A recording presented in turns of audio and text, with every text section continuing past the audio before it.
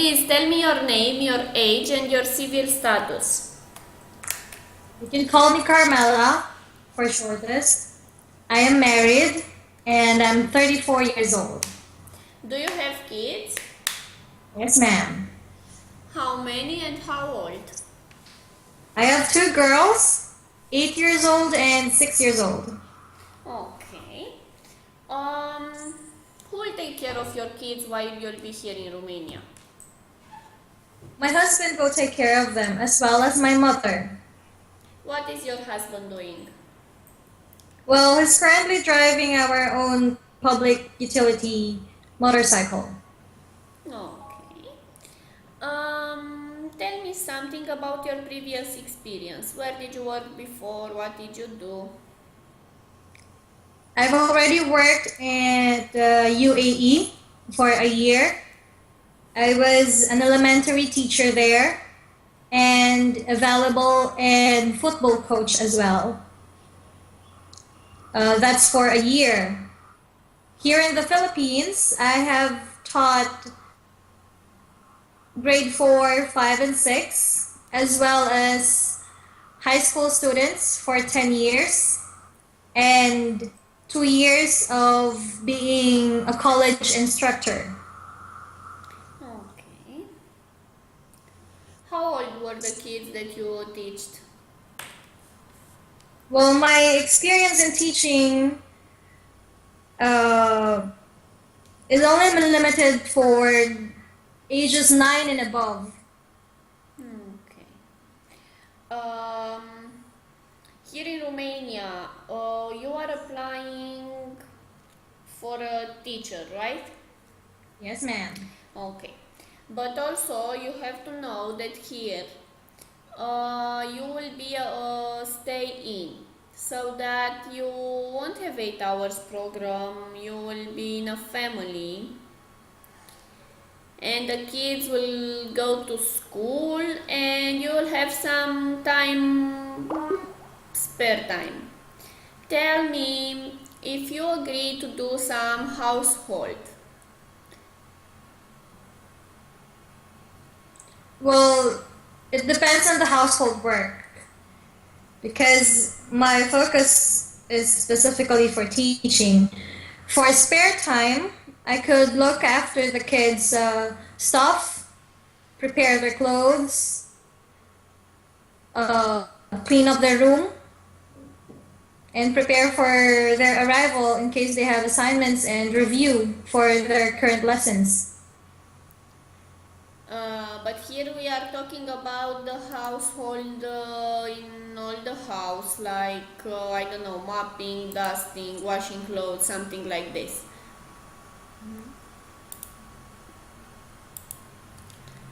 Well, it depends actually. It depends specifically. I could do the laundry. I can also cook.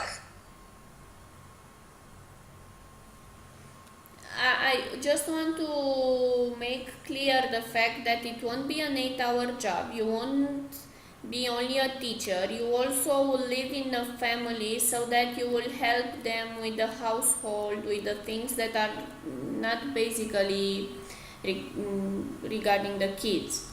Okay, because here in Romania most of the time the kids will be at school. They will go around 7 or 8 and they will come back in the afternoon 2 or 4 o'clock. Okay, no problem with that. So, household chores is okay. Okay, so do you know how to mop, how to dust? Yes, of course, ma'am. Wash clothes, ironing? Yes, ma'am. I want to be sure that you are okay with that, because I don't want you to come here and to say, no ma'am, it's too hard for me, I cannot do that, it's not what I was expected to. So I want you to be aware of what the job is too. Yes.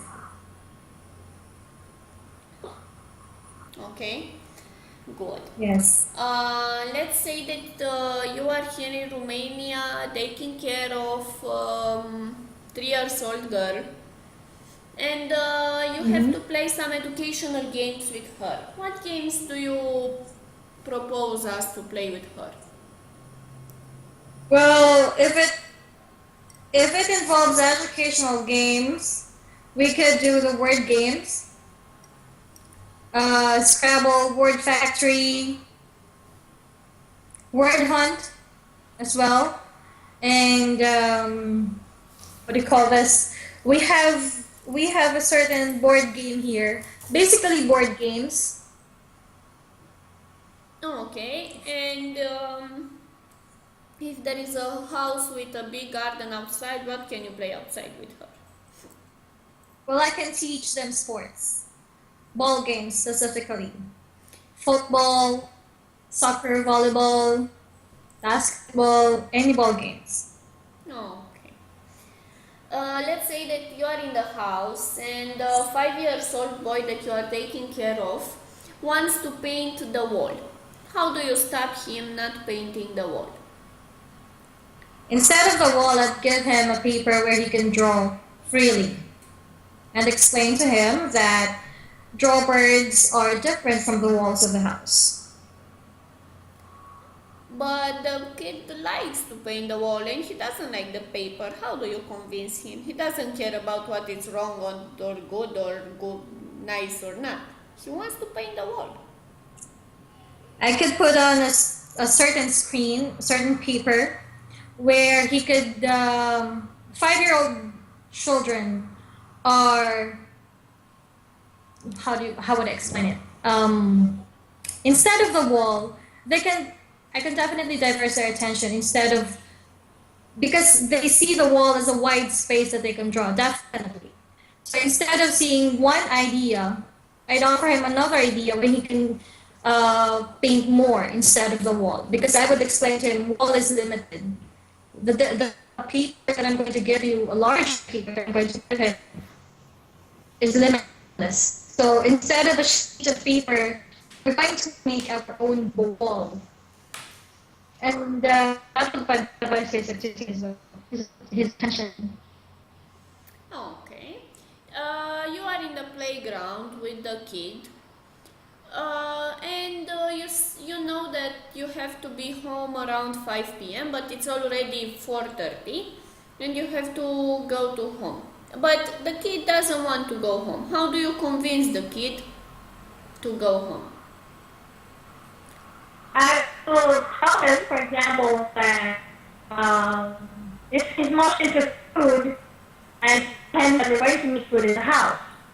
So if he's much into games, I tell him that we'll continue playing in the house. Okay. Tell me, if your former students will describe you, how they will describe you as a teacher? I'm a strict teacher. That's the first word that I'm going to say. My former students would describe me to the students that I'll be teaching and that I am still teaching. The first word that they will tell me, Miss Mela is a strict but funny teacher. And I do admit to that. I am a strict teacher. When it comes to lessons, it's lesson time. When it comes to playtime, it's playtime. There is this certain line wherein they can joke around while studying and they have to be serious. They have to be focused. So that's how I am to my students. Even way up to college students, that's what I am to them. Because the first word that I always tell them is respect. If you don't respect me, how can I also respect you? And I have taught that lesson on the first day of the school year, way back when I started teaching. To elementary students, I tell them, it's just one word, but you will carry this for the rest of your life. And I am proud to say that my former students who are now all professionals, every time they see me, they would tell me, Miss Mela, we still carry that one word that you've taught us. And I am very proud of them. Okay.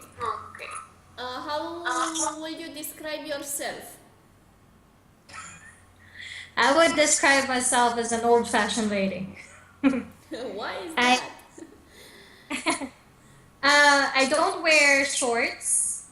I wear pants even in the house. I wear a t-shirt, and I into reading. I'd rather read novels, books, storybooks, even in movies. I prefer documentaries, um, autobiographies, real life stories. Well, fictitious movies are also good, but it depends on the content of the movie.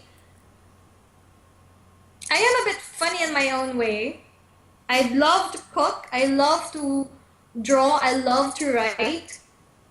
My stress reliever is dancing. Okay. And I can also teach students to dance. Children, even my kids, I teach them to dance. Even in Nice. my Um, why did you choose Romania? What do you know about Romania? well, Romania, as for history lesson and as well as the teaching, it is part of Europe, definitely. I'm not very much into how people live, but it's their culture actually. I want to learn different culture, and I'd love to firsthand experience that culture. Living in a year in United Arab Emirates, that culture, their way of living, even until now, I really admire them. Going to Europe, I doubt that there is another thing or two that I would find negative at all. Everything I see, everything that I want to learn, I always look at them positively. Because that's how I want to learn. I want to learn, I want to experience firsthand experience what culture differs from where I am, from what my country is. May it be the people, the culture, their way of living, their music. I guess that's just me. I am a strict person. I am an old-fashioned person, but there's this inside of me that I'd want to explore. And exploring means knowing firsthand everything. Okay. Also, how do you think that you'll handle the fact that here in Romania you will be a stay-in person? You will stay with the family, you will live with them, you will share the same lifestyle that they have. But also, you will have to teach their kids in their own way because they are not your kids, and you'll have to educate them how the parents would like to. How do you think that you'll handle it? Well, living with the adults, I don't have qualms actually, personally. As long as I can eat, I can sleep, I can read in a corner, watch a movie, I'm good with it. Living with other people, I've already experienced that, even way back in my college days. I've lived with other people, not even a relative of mine, and I think the important part is just respect each other. Same with handling kids. I mean, I have my own ways, yes, but they are your kids, and they grew up with you. You have already this certain value instilled into them, and my main responsibility is to teach them academically. If I see something different from what I have and from what we are practicing, I guess there's nothing wrong asking, right? I mean, if I would ask you, ma'am, how do you handle things like this here in your country? And I don't think upbringing children differs from one country to another. There may be differences, but there's not a few. There's not much, especially into loving children. I mean, the most important part is we love our children. That's the most important part for me. Okay. But you said that you experienced before staying with other people. But here it Yes. will be a different relationship. They will be your employers. They will be the one that will pay you, and they will provide you food and accommodation. So the relationship is different. Mm-hmm. So you will still have 1 day off per week, but your program will be until the morning till the night. So it will be more than 8, maybe 12, 13 hours. Do you think that you As long can as I handle can it? sleep. As long as I can sleep. How many hours do you need to sleep per night so that in the next day you will be energetic and willing to work? 5 to 6 will be fine. 5 to 6. Yes. So if they give you 5 6 hours to sleep, next day you will be prepared to work all day, Yes. taking care of Because the kids, doing household, shopping, do everything. that has been my routine ever since I grew up. I wake up, morning, do the household chores, prepare for the school, do the cooking, do the marketing, if grocery if needed. I sleep at night, 9 or 10 in the evening, and still wake up the same hour. How do I recharge myself? I sleep during my day off. Because even in my current work right now, I only get 5 to 6 hours. And during my day off, my rest day, that's the time that I sleep. The whole day if possible, half a day if possible. That's how my body clock is working. Okay, I want to know also, if you know somebody in Romania or in Europe, I don't know, friends or people that you talked online with, or somebody that works here.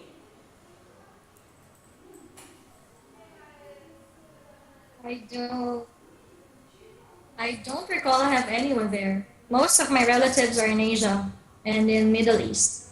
And not So friends? specifically in Romania, no one. In Europe, I don't recall anyone. Okay. I How do you plan spending your day off? if